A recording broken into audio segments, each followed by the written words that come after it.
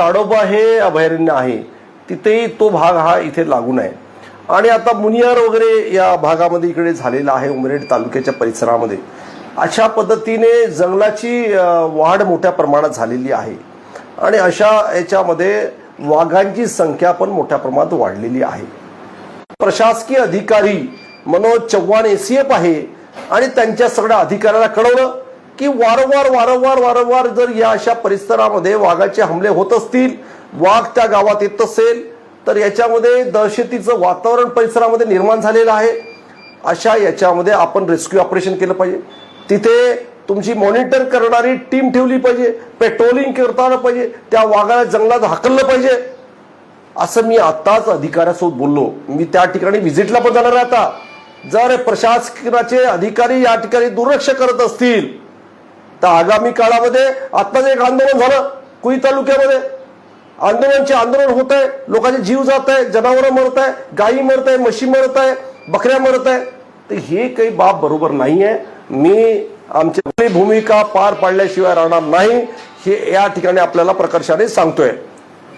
जर भाऊ बघितलं तर एकीकडे पर्यटनासाठी राज्य सरकारच्या आणि वन विभागाच्या खूपशा योजना करण्यासाठी बोललं जाते, पण दुसरीकडे या परिसरातील जनतेचा जीव धोक्यात आहे. अशात इथले स्थानिक आमदारही कुठे दिसत नाही आणि त्यांचेही कुठे हे होत नाही असं स्थानिक लोकांच्या भावना. काय म्हणतात? कसं आहे की त्यांची जबाबदारी आहे. जे लोकप्रतिनिधी होतात त्यांनी जनतेने त्यांना निर्वाचित केलं असल्यामुळं खऱ्या अर्थाने त्यांचं दायित्व जास्त मोठ्या प्रमाणात आहे.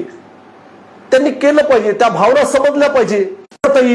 तेवढं दायित्व मी सांभाळण्याचा प्रयत्न करतो. तात्काळ त्या लोकांना दिलासा देण्याची माझी भूमिका आहे, अधिकाऱ्याला धारेवरती पकडण्याची भूमिका आहे, स्पॉटवरती जाण्याची माझी भूमिका आहे, त्या ठिकाणी लोकांच्या सोबत राहून त्यांचं मनोबल वाढवण्याची माझी भूमिका आहे. ते मी करतोय. पण त्यांना जर हे कळत नसेल तर आता लोकशाहीमध्ये त्यांना अधिकार मिळालेला आहे, पण त्याचा वापर जर त्यांनी त्या पद्धतीनं ते होणार अन्याय जर रोखला नसतात आज ही परिस्थिती बरोबर राहिली नसती. ते खऱ्या अर्थाने महान आहे. त्यांची पण जयंती साजरी केली. 6 तारखेला राजे अशोक सम्राट यांची जयंतीचा कार्यक्रम होता.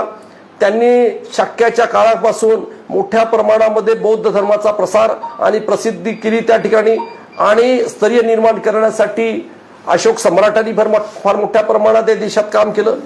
आता 11 तारखेला महात्मा ज्योतिबा फुले थोर समाज सुधारक, अन्याय विरुद्ध त्यांना चीड होती आणि त्यांनी आपल्या कालखंडामध्ये फार मोठ्या प्रमाणामध्ये स्त्रियांच्या फार मोठ्या प्रमाणामध्ये वर्चस्व त्या दृष्टिकोनात दिसते आहे. सरकारी आता नारी शक्ती वंदन हा कायदा आणून लोकसभेत आणि विधानसभेमध्ये 33% आरक्षण महिलांना देऊन लोकप्रतिनिधी करण्यासाठी सांगतोय. ती खऱ्या अर्थाने ही सुरुवात जर झाली असेल तर त्यावेळेस महात्मा ज्योतिबा फुले यांच्या विचारातून, सावित्रीबाई फुले यांच्या विचारातून स्त्री शिक्षणाचे प्रणेते त्यांना म्हणतात. त्यांनी त्या कालखंडात संघर्ष केला म्हणून आज ही भूमिका आहे. आणि दुसरी भूमिका आता शेवटची, जे महामानव आहेत, महामानव भारतरत्न परमपूज्य डॉक्टर बाबासाहेब आंबेडकर यांनी विश्वाचं अध्ययन करून या खऱ्या अर्थाने या भारत देशाला एक संविधान दिलं. संविधान मसुदा समितीचे अध्यक्ष होते आणि त्यांनी जे संविधान राष्ट्रपतीकडे सुपूर्द केलं त्याच्या मागे फार मोठी भूमिका आहे. या भारत देशामध्ये 18 पगड जातीचे लोक, विविध समाजाचे बांधव, त्या सगळ्या समाज बांधवाला घटनेच्या आधारावर आरक्षित करण्याचं काम, सुरक्षित करण्याचं काम, आधार देण्याचं काम, महिलांच्या संरक्षणाकरता काम करण्याचं काम, स्पृश्य आणि अस्पृश्यता करता हा जातीभेद समूळ नायनाट झाला पाहिजे. समाजामध्ये एक वाक्यता निर्माण झाली पाहिजे. याच्याकरता या देशाला स्तरीय निर्माण करण्याचं काम ज्या महामानवाने केलं त्यांचं नाव आहे डॉक्टर बाबासाहेब आंबेडकर. त्यांची जयंती उद्याला आहे.